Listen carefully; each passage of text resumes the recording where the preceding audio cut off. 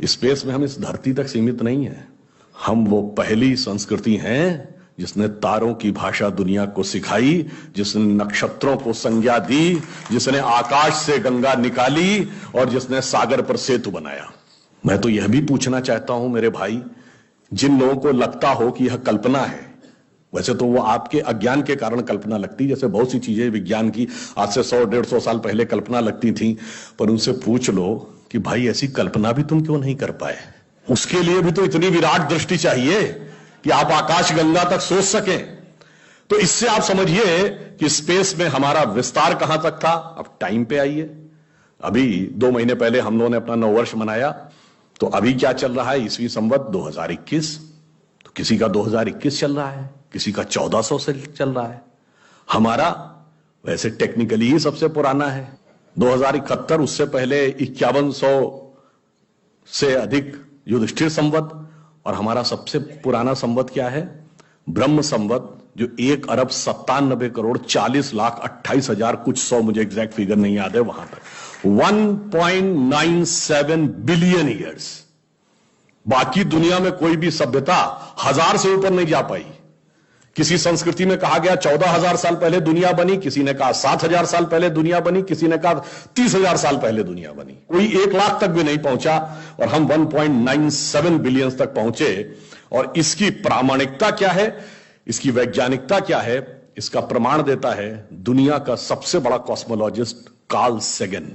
और ये Carl Sagan कोई छोटा मोटा आदमी नहीं था।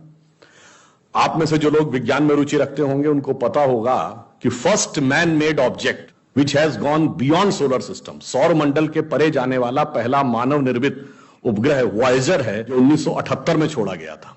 उस वॉयेजर में एक संदेश अंकित किया गया, उसमें चित्र भी बने हैं, भाषाएं भी लिखी हैं, तरह तरह की वॉइस रिकॉर्डिंग भी है। उस संदेश को जिस कॉस्मोलॉजिस्ट ने बनाया उसका नाम है कार्ल सेगन। तो आप समझिए वो कितना बड़ा और कितना महत्वपूर्ण व्यक्ति था। कार्ल सेगन लिखा है, only the ancient cosmological calculations of Hindus matches with the modern scientific calculations because they went to the billions। और आज हम मानते हैं कि 4.5 बिलियन ईयर है अर्थ की आयु, 1.97 बिलियन हमारे यहां मानी गई। कार्ल सेगन कहता है others were not able to even reach 100,000 and Hindus have calculated up to billions। तो अब ये एक वैज्ञानिक कह रहा है कि हमारा टाइम में कितना लंबा व्याप है और स्पेस में कितना लंबा व्याप है। तो आपको यह समझना चाहिए कि जिसे हम सांस्कृतिक राष्ट्रवाद कहते हैं वो कितना गहरा और गंभीर है। अब मैं आपसे कभी पूछूं कि दुनिया में सभी धर्म संस्कृतियां दावा करती हैं कि हमारे पास बिल्कुल अलग विचार है, हमने बड़ा अच्छा विचार दिया है। अगर हम आपसे पूछें कि हमारी संस्कृति में ऐसा क्या है जो दूसरे में नहीं है, बहुत से लोग कहेंगे साहब उसमें बड़ा सदाचरण की बात कही गई, नैतिकता की बात कही गई। तो लोग कहेंगे ठीक है भाई, दूसरी जगह भी कही गई, शायद कोई फॉलो करता है या नहीं करता। पर मैं अगर आपसे पूछूं कि वो चीज बताइए जो हमारे यहां लिखी और दूसरी जगह लिखी ही नहीं, वो क्या है? आप सबने नाम सुना होगा, Vedic mathematics. Have you ever heard of mathematics as a part of religious text? ये सिर्फ हमारे यहां है। गणित धार्मिक पुस्तक का हिस्सा है। Ayurveda medical science, it is globally accepted as a structured medical science, by name itself is a part of Vedas।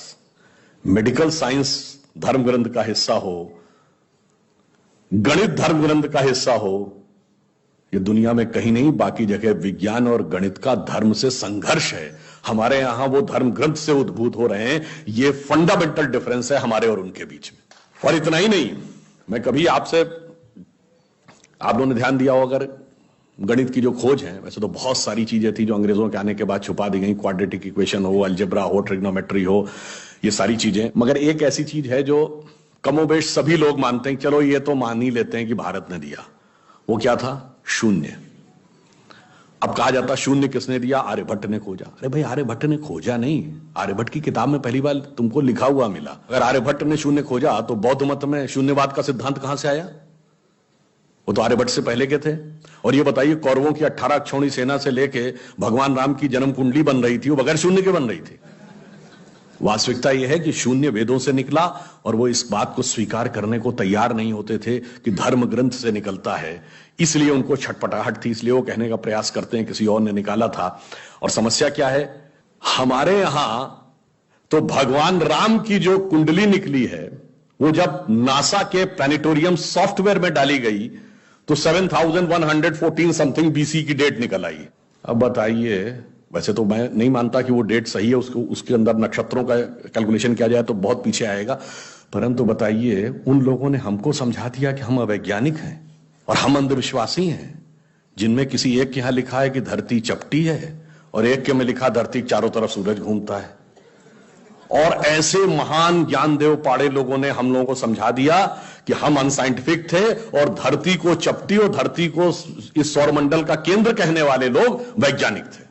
आज भी जब सूर्य ग्रहण या चंद्र ग्रहण होता है, आप नासा की ऑब्जर्वेटरी बताती है ना, 1950 से पहले नासा नहीं था।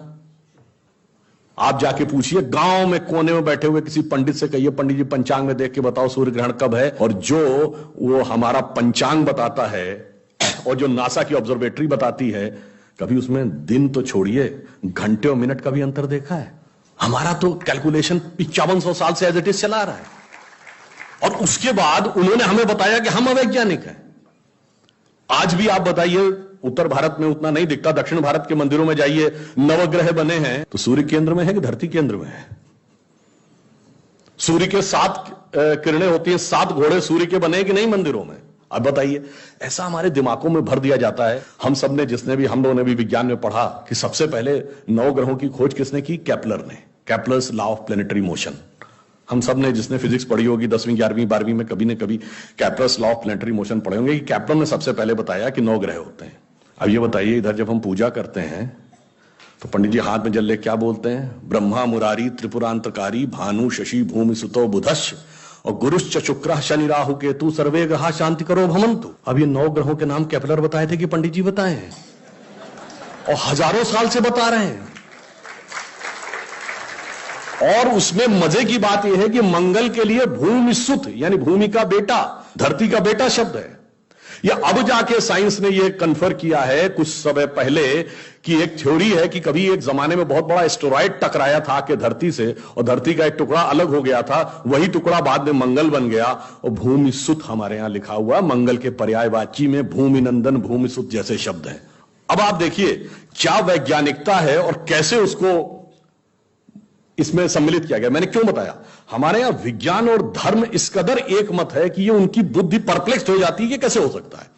अब मैं शून्य पे आता हूं, हमने शून्य खोजा, मगर महत्वपूर्ण बात है हमने शून्य क्यों खोजा, हम शून्य खोजने में सफल क्यों हुए और वो क्यों नहीं सफल हो पाए। बड़ी बड़ी दुनिया की civilisation, Chinese civilisation, Mesopotamian, Babylonian, Egypt की सिविलाइजेशन, ग्रीस की civilisation, Roman empire, Turkish empire, Inca, Maya, Aztec, कोई जीरो नहीं खोज पाया। उसका कारण यह है कि जो भी विज्ञान के विद्यार्थी हैं वो शून्य का महत्व समझते हैं। किसी संख्या को आप जितने से डिवाइड करते हैं, x डिवाइडेड बाई n, उसका रिजल्टेंट होता है। जैसे आप n की वैल्यू कम करते चले जाते हैं, रिजल्टेंट बढ़ता जाता है।